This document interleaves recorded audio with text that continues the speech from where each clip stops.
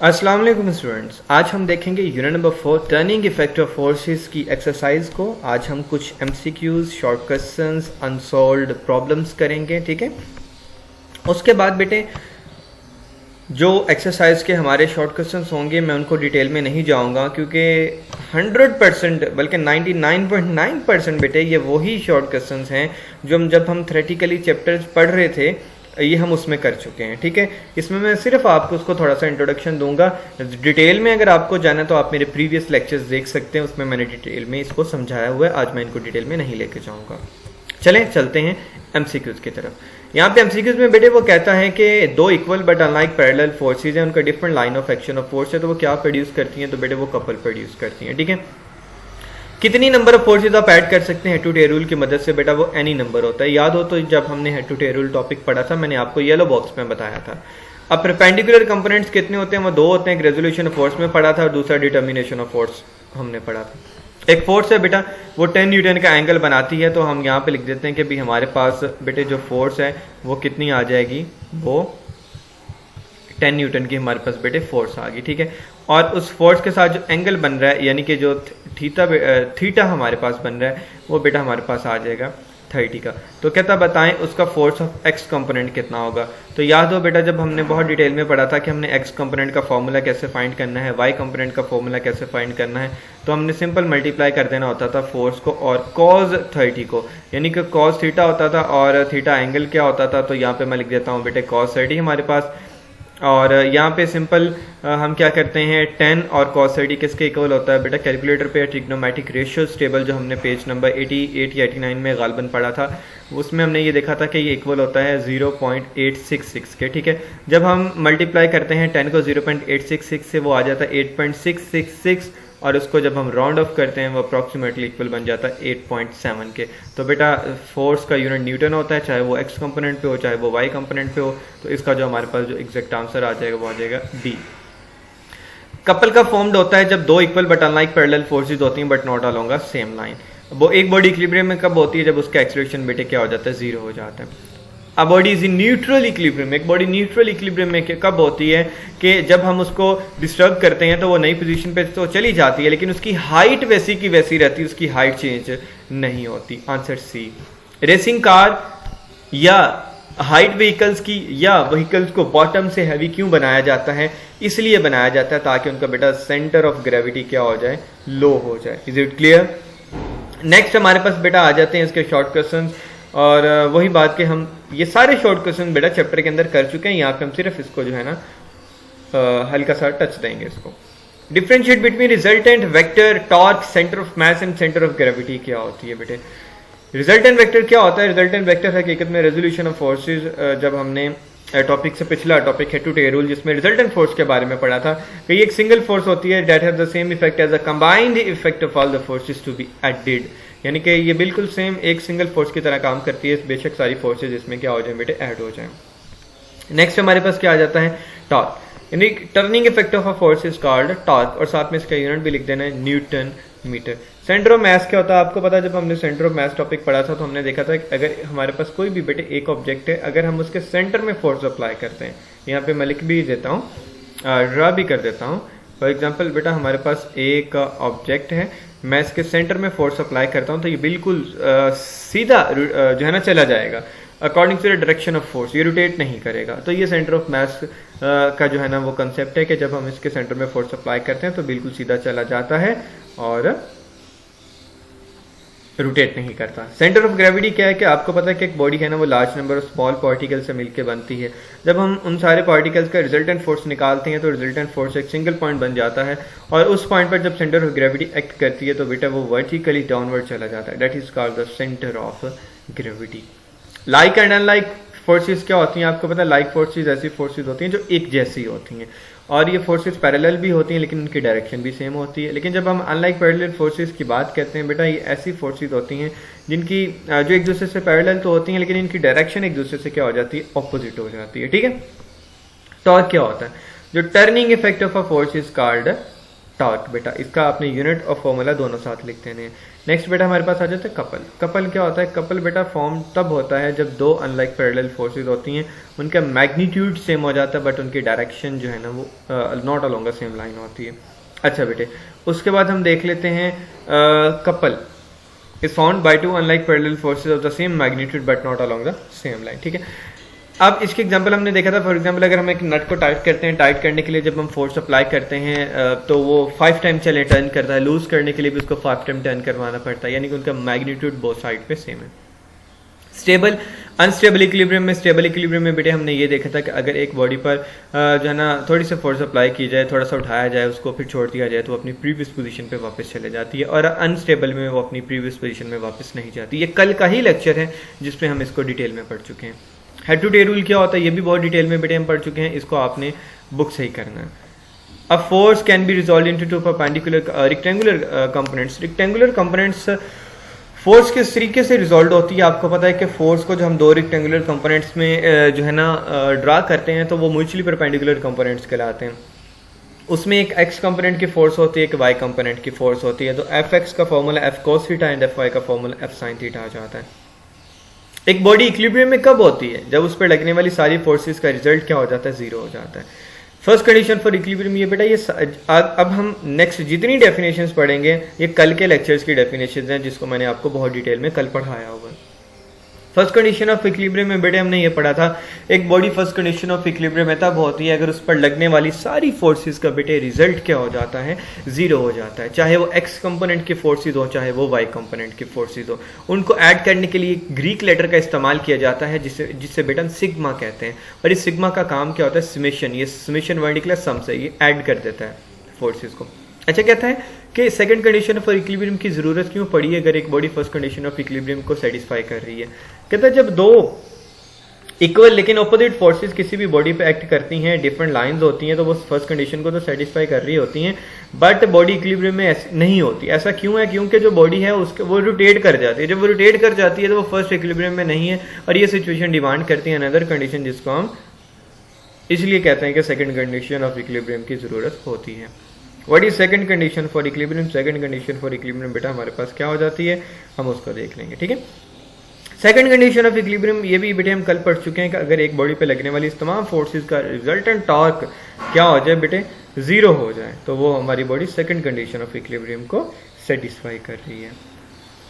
Example क्या है? एक बॉडी जो है ना वो इक्विलिब्रियम में है, मूविंग बॉडी, तो बेटा वो पैराट्रॉपर एक ऐसा है जो कमिंग डाउन कांस्टेंट वेलोसिटी के साथ आता है, तो वो फर्स्ट कंडीशन ऑफ इक्विलिब्रियम को सेटिस्फाई कर रहा है। उसके बाद बेटा है why body can not be in equilibrium due to single force acting on it. बेटा एक सिंगल फोर्स है, एक बॉडी इक्विलिब्रियम में तब होती है जब रिजल्टेंट फोर्स का रिजल्ट, जब जितनी भी फोर्सेस लग रही है उसका रिजल्ट। सेकंड में क्या था? तमाम रिजल्टेंट फोर्स का टॉर्क, लेकिन एक सिंगल फोर्स उसका रिजल्ट क्या निकलेगा? वो कभी भी जीरो नहीं हो सकती। तो दैट्स वाई एक बॉडी इक्विलिब्रियम में नहीं है, सिंगल फोर्स अब उसके ऊपर लगती है। ठीक है, नेक्स्ट आ जाता है why the height of vehicles is kept as low as possible. Vehicles की हाइट को बेटा लो क्यों रखा जाता है? चाहे व्हीकल्स की हाइट हो जाए या बॉटम से उसको जो है ना हैवी रख लिया जाए, या उसके बाद बेटे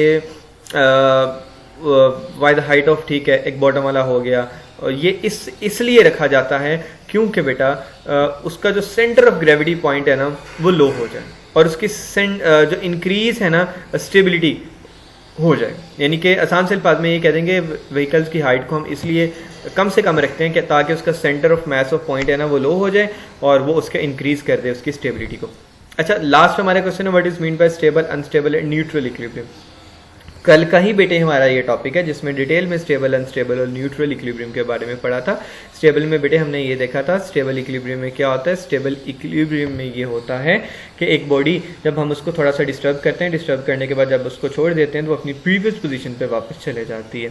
और अनस्टेबल में क्या था कि वो अपनी प्रीवियस पोजीशन पे वापस नहीं जाती। न्यूट्रल इक्विलिब्रियम में क्या है, वो भी नहीं प्रीवियस पोजीशन पे वापस जाती लेकिन वो न्यू पोजीशन पे चले जाती है। अब हमने डिफरेंस देखा था कि भाई इन दोनों में डिफरेंस क्या था, अनस्टेबल में और न्यूट्रल में। तो बेटे इनमें डिफरेंस ये था कि अनस्टेबल में हम बात करते हैं हाइट वाइज, कि अनस्टेबल में ऑब्जेक्ट का हाइट चेंज हो जाता है, जबकि न्यूट्रल इक्विलिब्रियम में बॉडी का हाइट चेंज नहीं होता, उसका हाइट वैसा का वैसा ही रहता है। ठीक है, अब नेक्स्ट हमारे कुछ प्रॉब्लम्स हैं, उनको हम देख लेंगे। 4.1 बिल्कुल इजी है, जब हमने पहली एग्जांपल की थी आपने खुद करना है, बिल्कुल इसी जैसा है। नेक्स्ट हमारे पास 4.2 है, ये भी बेटा उसी जैसा ही, लेकिन मैं इसको थोड़ा बता देता हूँ। कहता है एक परपेंडिकुलर कंपोनेंट्स है, फोर्स 50 न्यूटन के लगाता है, एंगल 30 का बनाता है, तो बताएं उसका जो है ना परपेंडिकुलर कंपोनेंट्स क्या होंगे। तो परपेंडिकुलर कंपोनेंट्स बेटा एफ एक्स हैं और एफ वाई हैं। तो एफ एक्स का फॉर्मूला क्या था जो हमने डिटेल में पढ़ा था कि जो हमारा एफ एक्स है बेटा वो किसके इक्वल होता है, वो इक्वल होता है एफ कॉस थीटा के, और जो एफ वाई है वो किसके इक्वल होता है बेटा, वो एफ साइन थीटा के। तो क्या है, सिंपल फोर्स लिखना है, कॉस 38 0.866 इनको मल्टीप्लाई करना है तो इनका आंसर आ जाना है। नेक्स्ट हमारे पास बेटे 4.3 है, उसमें क्या कहता है कि मैग्नीट्यूड फाइंड करना है, डायरेक्शन फाइंड करनी है, यानी फोर्स और डायरेक्शन मतलब एंगल की बात कर रहा है। अगर उसका एक्स कंपोनेंट 12 न्यूटन आ जाए, वाई कंपोनेंट उसका 5 न्यूटन आ जाए बेटा, तो F X 12 newton, F Y बेटे 5 न्यूटन आ गया हमारे पास। फोर्स फाइंड करनी है और एंगल फाइंड करना है हमने। सिंपल फोर्स का फॉर्मूला लगा देंगे जी, F equal to F X का स्क्वायर प्लस एफ वाई का square plus and square root खत्म किया तो फोर्स इजिकल टू 30 न्यूटन आ गया। तो tan theta F Y over F X होता है बेटा, और हम यहाँ पे क्या करेंगे, सिंपल डिवाइड करेंगे, tan इनवर्स लेंगे तो which is equal to 22.6 with X axis आ जाएगा। 4.4 में क्या है, एक फोर्स है 100 न्यूटन की लग रही है, परपेंडिकुलर है स्पैनर के साथ, और जो स्पैनर का डिस्टेंस है वो बेटा 10 सेंटीमीटर है। तो बताएं कितना टॉर्क प्रोड्यूस होगा। फोर्स 100 न्यूटन, लेंथ 10 सेंटीमीटर, और सेंटीमीटर को मीटर में कन्वर्ट किया 0.1 मीटर। तो हमने टॉर्क फाइंड करना है, ये 3 लिखा हुआ है बेटा, ये 3 नहीं है, ये यहाँ पे क्वेश्चन मार्क आना है। ठीक है, कि यानी कि हमने टॉर्क को क्या करना है, फाइंड करना है। ठीक है, torque is equal to force multiply by length which is equal to 10 newton metre torque का यूनिट है। 4.5 में कहता है एक फोर्स है, वो लगती है, एंगल 30 का बनाती है, वो फोर्स हॉरिजॉन्टल है, यानी हॉरिजॉन्टल बात हो रही है। तो जो हॉरिजॉन्टल फोर्स है वो 20 न्यूटन है, बताएं फोर्स कितनी होगी। फॉर्मूला वही लगेगा, F X is equal to F cos theta. हमने ये फोर्स फाइंड करनी है, ये कॉस थीटा आके फोर्स एफ एक्स पे डिवाइड हो जाएगा, and which is equal to 23.1 newton. ये बेटा सारी वही एग्जांपल्स हैं जो सिंपल वही मेन फार्मूलाज पे बेस कर रही हैं। इसके रिटर्न जितनी प्रैक्टिस करेंगे, ये शॉर्ट के लिहाज से ये जितने भी न्यूमेरिकल्स हैं इंपॉर्टेंट है बेटे। एक स्टीयरिंग व्हील है बेटा, और उसका जो रेडियस है 16 सेंटीमीटर है, मीटर में कन्वर्ट किया 0.16 मीटर। डायमीटर उसका क्या होगा, तो डायमीटर फाइंड करने के लिए हम क्या करते होते हैं, 2 मल्टीप्लाई बाय आर करते होते हैं। तो डायमीटर हमारे पास 0.32 मीटर आ गया बेटा, 2 को रेडियस के साथ मल्टीप्लाई कर दिया। फोर्स बेटा 50 न्यूटन है हमारे पास, और फिर क्या करना, torque F multiply by D which is equal to 16 newton metre आ जाएगा। ठीक है, एक पिक्चर है, वो दीवार के साथ हैंग किया हुआ है, 2 वर्टिकल स्ट्रिंग्स हैं, जो टेंशन है इन दी स्ट्रिंग्स वो 3.8 न्यूटन है एंड 4.4 न्यूटन है। Find the weight of the picture, उस पिक्चर का वेट फाइंड करना है। तो सिंपल जितनी टेंशन हैं उनको ऐड कर दें, उसका वेट फाइंड हो जाएगा। तो पहली टेंशन 3.8, दूसरी tension 4.4 which is equal to, यानी टोटल उसका जो वेट था ऑब्जेक्ट का बेटे वो 8.2 न्यूटन आ जाएगा। 2 ब्लॉक्स हैं, एक का मास 5 kg है, दूसरे का मास 3 kg है, वो 2 स्ट्रिंग्स के साथ हैंग किए हुए हैं। टेंशन हमने फाइंड करनी है, तो बेटे सबसे पहले क्या करेंगे, वेट पर ग्रेविटी एक्ट कर रही है। मास लिख दिया 5 kg, 3 kg, weight of body A, W is equal to mg। हमने वेट फाइंड कर लिया, पहले का वेट है 50 न्यूटन, दूसरे का वेट भी इसी तरीके से m2g 30 न्यूटन। टेंशन फाइंड करनी है, weight 1 plus weight 2 50 plus 30 which is equal to 80 newton. तो अब ये तो था टेंशन 1 आ गई, टेंशन 2 क्या होगी, tension 2 is equal to weight 2, यानी जितना वेट होगा उतनी टेंशन होगी ना बेटा। तो हमारे पास टेंशन 2 क्या आ गई, 30 न्यूटन। लास्ट हमारे पास सेकंड लास्ट 4.9 है, इसमें बेटे क्या कहता है, एक नट है, उसको टाइट कर रहे हैं एक फोर्स के साथ, 200 न्यूटन की फोर्स लग रही है उस नट को टाइट करने के लिए, और जिस स्पैनर का इस्तेमाल कर रहे हैं उसकी लेंथ बेटा 10 सेंटीमीटर है। तो बताएं कितनी लेंथ रिक्वायर्ड होगी अगर हम 150 न्यूटन की फोर्स लगाते हैं। एक स्पैनर 10 सेंटीमीटर लंबा है, उस पर 200 न्यूटन की फोर्स लगाते हुए हम नट को टाइट कर रहे हैं, तो बताएं कितना टॉर्क प्रोड्यूस होगा, बात इतनी। उसके बाद 150 न्यूटन की फोर्स लगा रहे हैं, टॉर्क 20 न्यूटन का प्रोड्यूस हो रहा है। बताएं उस ऑब्जेक्ट की लेंथ कितनी होगी जो 20 सेंटीमीटर का टॉर्क प्रोड्यूस कर रहा है। तो पहले टॉर्क फाइंड करेंगे, एफ मल्टीप्लाई बाय एल बेटा, वो हमारे पास आ गया हाँ जी, वो आ गया हमारे पास 150 न्यूटन। फिर हमने नेक्स्ट लेंथ फाइंड करनी है, तो ये लेंथ टॉर्क के साथ आके डिवाइड हो जाएगी। तो जब हम क्या करेंगे, फोर्स आके डिवाइड हो जाएगी टॉर्क के साथ, 20 divided by 150 which is equal to 0.133 metre.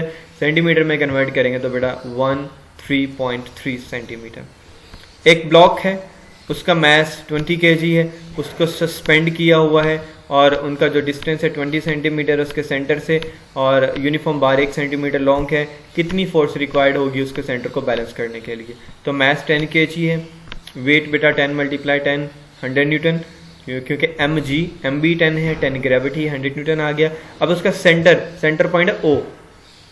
देखें, तो मैं इसको थोड़ा ड्रा कर देता हूँ, अगर ड्रा हो जाए यहाँ पे बेटे जी, उसका हमारे पास ये सेंटर पॉइंट उसका क्या हो जाएगा बेटा, ओ हो जाएगा।